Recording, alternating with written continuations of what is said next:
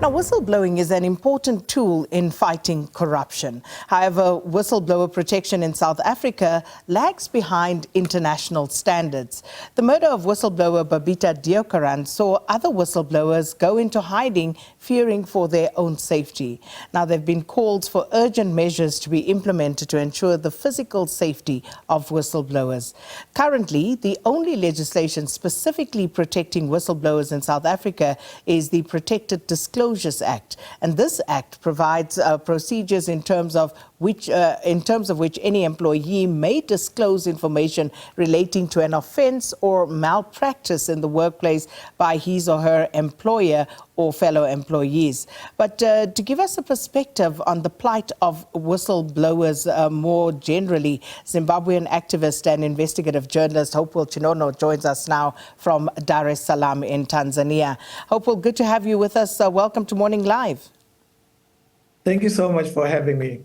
So you exposed alleged corruption by the Zimbabwean government, and you know that experience was quite well documented. But just for the benefit of those who may not remember or those who don't know about it, kindly share with us your experience, Hopewell. So my experience started in 2020 when I was exposing the looting of public funds that were meant to alleviate the problems brought by COVID-19. I discovered that the president and his family and surrogates around him were involved in inflating the prices. For instance, masks that would cost 50 cents were sold for $28 each to the state.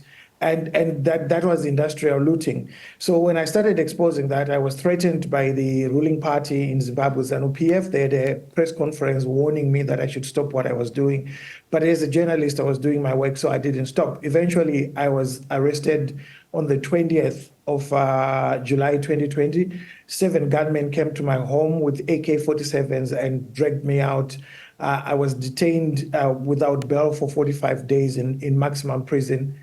And I think after my release in September, I think it was about a month or so, I was arrested again in November after I'd exposed that the president's niece was involved in a corrupt deal to go to court, and the prosecution was not going to argue for bail. She had been caught trying to smuggle 6 kilograms of gold to Dubai. And I was arrested again in January, this time for not having done anything, and a law that didn't exist was used. But it was quite clear that all these arrests were linked to my exposure of the president and his family and the surrogates around him, and the general exposure of corruption in Zimbabwe, which has really destroyed the state. So one of the things that we're grappling with in South Africa, Hopewell, is, of course, protection for whistleblowers. Your experience in Zimbabwe, because we are clear in South Africa that we are lagging behind, not enough protection for whistleblowers that would even incentivize future whistleblowers to do the right thing. But what is it like in Zimbabwe? In Zimbabwe, it's terrible. The laws are there. They exist. The laws that are supposed to protect whistleblowers and journalists like myself. But the problem is that the people that are supposed to implement the laws, starting from the president himself, are the corrupt network that is involved in looting of public funds. And once you expose them, you are thrown into prison. So for instance, in my case, the law allows me to do exactly what I did. But because the president and the regime at large have captured the judiciary, they've captured the police. So these are instruments that are then used to silence whistleblowers and to silence journalists from doing their work and exposing corruption. If it was corruption that was being done by small fish, of course, nothing would have happened to me. But because it is the president and it is the corrupt and criminal network around him that is involved in this, each time I tried to expose, and each time I exposed, I was thrown into prison, to a point where young journalists are now afraid to expose corruption because they saw what happened to me. It was also meant to be a message sent out to whistleblowers and to journalists that if you behave like what Hopewell Chin'ono did, we will throw you into prison and nothing will happen to us.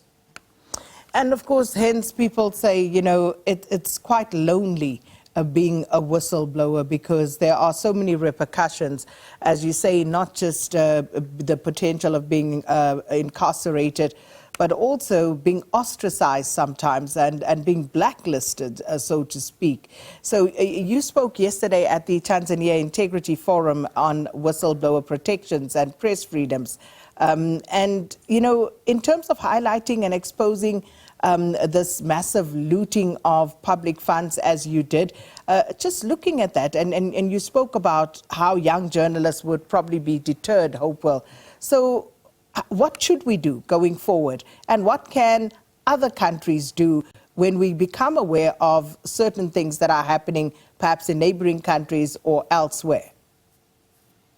I think it's important for countries like yours, South Africa, to not to accept proceeds of crime. At the moment, a lot of corrupt politicians in Zimbabwe, they take their money to South Africa, they buy houses there, they take their money to Dubai and China, they buy houses there. So if other countries have got strict regulation and legislation that deals with money laundering, that would help. You see, you're right to say that it's lonely fighting corruption, because when you fight corruption, it fights back. Each time I've had to fight corruption, to expose corruption, the political elites will even buy fake news website editors to start spreading lies about you in order to taint your reputation so that whatever you say is not seen as truthful. But thankfully, in my case, it hasn't worked. And it's also important for us as citizens, especially in SADC, to understand that corruption has got consequences, and these consequences relate to human beings. So for instance, in Zimbabwe, 2,500 women die giving birth every year because there are no maternity theaters. The biggest hospital in Zimbabwe has got only one maternity theater. And these consequences overspill into South Africa because 70% of women giving birth at Musina are from Zimbabwe. So it's important for South Africa as a government to understand that by not pushing back on what's happening in Zimbabwe, especially on the corruption side, it's also overspilling into their territory. And the other important thing to realize is that whenever money is looted, is taking away from basic human rights of citizens. So for instance, in Zimbabwe, all urban centers in Zimbabwe do not have clean drinking water. People drink dirty water. That's why you find that from time to time, there are bouts of cholera in Zimbabwe. And this is caused by corruption. So it is a dangerous thing to society. It kills people. It puts people in a situation where they cannot sustain their lives in a meaningful way. And one of the biggest things that South Africans must understand is that there are South African companies that participate in some of this corruption that takes place in Zimbabwe. So for instance, an internet server meant for elections last year in Zimbabwe was sold by a South African company for $4,500. And yet the Zimbabwean state was billed $1.5 million. That's more than 30%, 30,000% profit, but it's inflated in order to loot public funds that are meant to build schools in Zimbabwe, to fix roads in Zimbabwe, to deliver clean drinking water, and to make sure that Zimbabweans have got a healthcare system that works. Today, we do not have a healthcare system that works. It's collapsed for over 3 years. We haven't had a cancer treating machine, radiotherapy machine, simply because of corruption. And yet the money is available to buy these things, but is being put into private pockets. So in the case that you've just cited, Hopewell, you know, in terms of making the South African government aware of an involvement of a South African corporate citizen in illicit activity in neighboring Zimbabwe, have you done that? Is there appetite for that, given what you've already had to face? My colleagues at Newshawks have put out this information out there to the South Africans, so it's up to the South African government to deal with it. Newshawks is an investigative outfit based in Zimbabwe. It's a media platform, and Al Jazeera had a 4-part documentary film series which showed that there were South African corporates that were involved in money laundering, involving gold being smuggled out of Zimbabwe. But up to now, nobody has been arrested, and there's not been any prosecution in South Africa. I remember that one. So just a quick reminder for us, Hopewell, in terms of the personal harm that you have suffered, the heavy social and economic cost for performing a courageous civic duty. Just remind us how this has impacted you. So it's a very difficult situation because if you are being routinely arrested and you're not given bail and you're thrown into prison, it affects everything around you, including your family.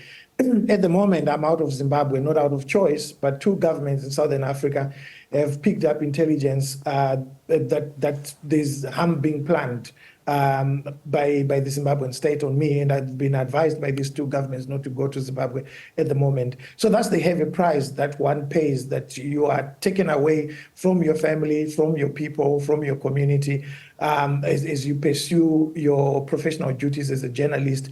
Or in the case of whistleblowers, some have been killed, and it becomes very difficult. The legislation, as I said, is there that protects journalists and whistleblowers, but because the people that are supposed to implement these laws are the ones that are engaged in industrial type of corruption, it's difficult for any citizen to feel protected or to be protected at all. Well, Hopewell, thanks so much for engaging us this morning on this very important topic and reminding us about the costs of doing the right thing. We'll have to leave it there, but thanks so much once more. That was Hopewell Chin'ono, a Zimbabwean activist and investigative journalist, sharing his views, his perspectives on the plight of whistleblowers and, of course, personal cost to him for having done that courageous deed of exposing corruption. But we always want to hear your views. Feel free at Morning Live SABC.